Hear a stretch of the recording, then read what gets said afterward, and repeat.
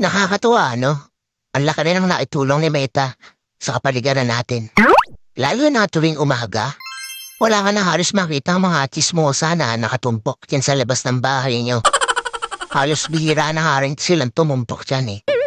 Paano kasi? Mas gugustuhin pa nila na mag-isip ng content para sa reels nila maghapon.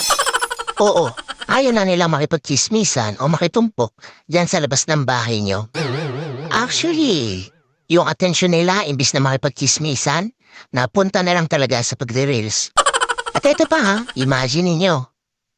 Kung dati, bumibili lang ng mga lutong ulam yung mga yan, ngayon, sila na mismo ang nagluluto ng mga ulam.